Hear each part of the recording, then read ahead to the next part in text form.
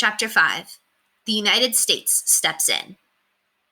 The United States had never lost interest in a canal across Central America, even though trains had made crossing North America much easier. In 1869, a railroad had finally been built that connected the East Coast and the West Coast. But it was still easier to ship large quantities of heavy things by boat than by train. And boats still had to go all the way around the Horn. As a strong, rich, and growing nation with cities on both coasts of North America, the United States had more to gain than any other country from a canal that would provide the shortcut.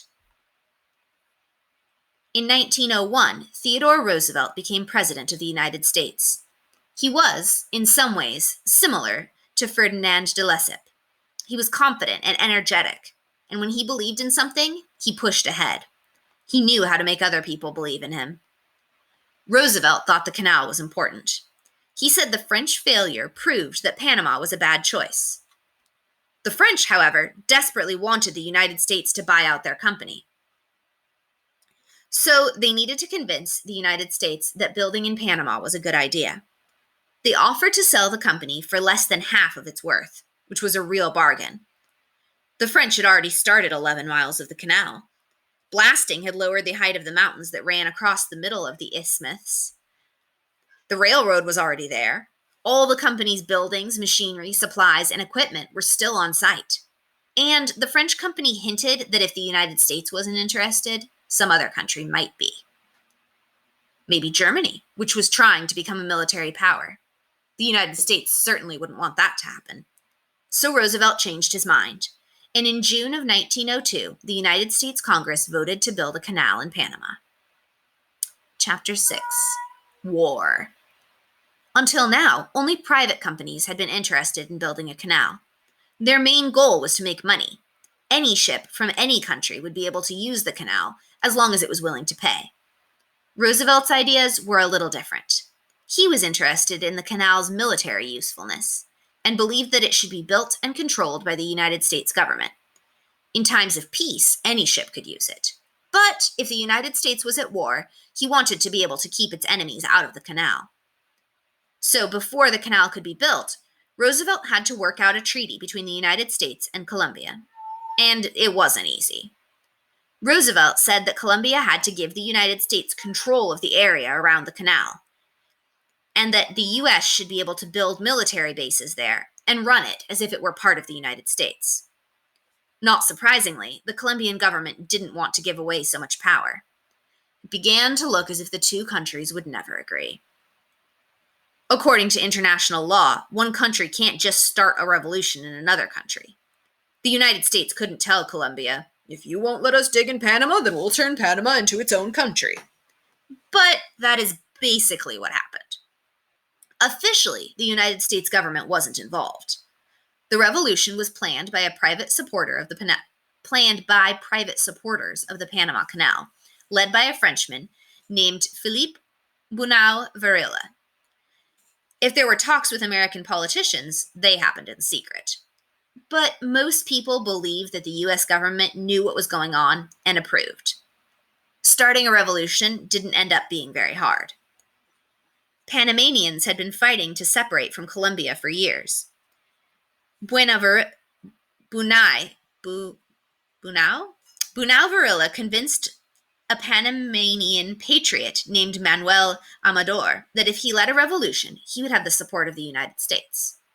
Amador agreed. The date of the Panamanian Revolution was set for November 3rd, 1903. It was almost comically easy. Since people thought the United States was behind him, Amador had no trouble getting them to fight on his side. And there were only a few Colombian soldiers stationed in Panama, who quickly agreed to switch sides. A United States gunship, the USS Nashville, was sent down to Panama to see what was going on. It just sat in the harbor. Still, the sight of an American gunship was enough, and Colombia gave up. The entire revolution lasted only a few hours. Only one shopkeeper and a donkey were killed. On November 6, 1903, the United States officially recognized the new Republic of Panama, although Colombia didn't recognize it until 1921. Now, Roosevelt sent gunboats down to help. The message to Colombia was clear.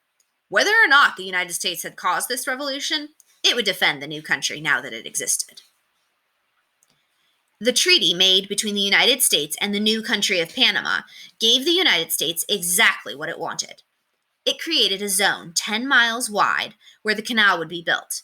The United States wouldn't technically own this land, and officially it would still be a part of Panama. But the U.S. would be able to act exactly as if the land belonged to it. The government of Panama would have no power. Most important, the treaty said that the U.S. control of the canal would never end. It would last in perpetuity, forever. People all over the world accused Roosevelt of acting like a bully, but he didn't care. He believed in using all the power he had as a president to fight for what he thought was right. And he didn't make threats he wasn't prepared to back up. In Panama, he used the United States Navy to follow his favorite proverb, speak softly and carry a big stick. Chapter 7. Killing Mosquitoes. Most Americans were sure that their country would have less trouble in Panama than the French had. I should say that the building of the canal will be a comparatively easy task for knowing, enterprising, and energetic Americans, one journalist wrote. Within a few months, several thousand workers had arrived in Panama. They moved into the rotting French work camps, cleaned up the rusted machinery, and picked up right where the French had left off. "Make the dirt fly," Roosevelt told his chief engineer. And so the workers plunged in and started digging. They didn't know exactly what they were supposed to be doing. The final plans for the canal weren't settled yet, so they just went ahead blindly. They thought they could work out problems as they went along, but it looked as if the Americans were repeating all the same mistakes the French had made. Roosevelt soon realized that this wouldn't work. They needed to step back and take the time to figure out how to do the job correctly. Clearly, the first thing to do was to conquer disease. No huge project could succeed if all the workers kept dying. By now, scientists realized that mosquitoes might be the key. In 1897, Ronald Ross had been able to prove that malaria was spread by a specific kind of mosquito. And by 1900, research by Carlos Finlay and Walter Reed had led to the same discovery about yellow fever.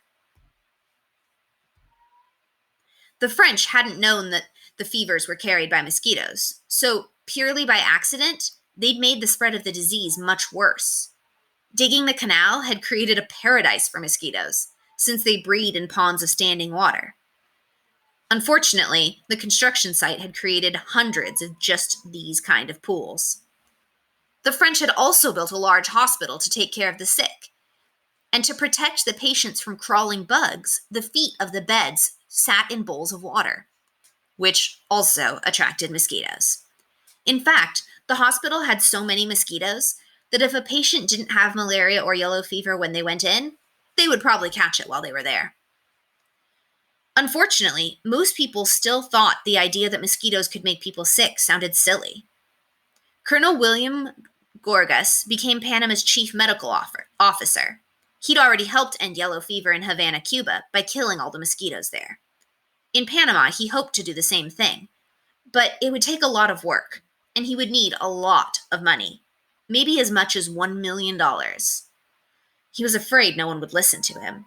What if they thought it was too much trouble and expense just to get rid of some bugs? Roosevelt didn't like wasting time or money, but he wanted results. He asked a doctor friend for advice. Was killing mosquitoes really worth the effort? "If you fall back on the old methods of sanitation, you will fail, just as the French failed," the doctor told him. "If you back up Gorgas, you will get your canal."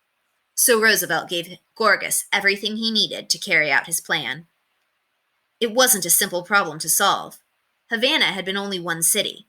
At Panama, there were two main cities, Panama City and Colón, separated by miles of swamp and jungle and the canal in progress. And there were lots of mosquitoes. They were so thick that they snuffed out candles at night. Man, can you imagine? In the hospital, nurses had to work in teams, with one tending the patient and one chasing mosquitoes away. The Panama Treaty had given the United States complete control over all health measures in the canal zone. Gorgas's crew forced the people of Panama to live in ways that would prevent mosquitoes from breeding. No one was allowed to keep drinking water in uncovered pitchers. Instead, engineers installed running water and a modern sewage system in the two cities.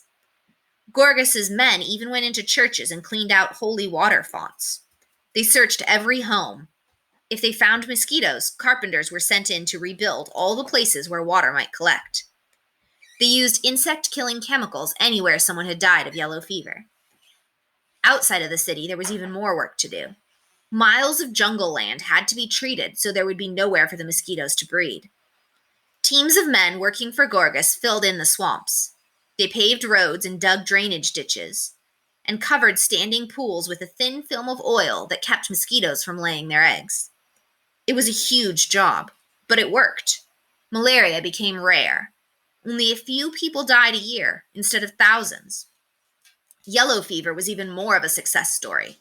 In 1906, only 2 years after Gorgas began his program, there was only one case of yellow fever.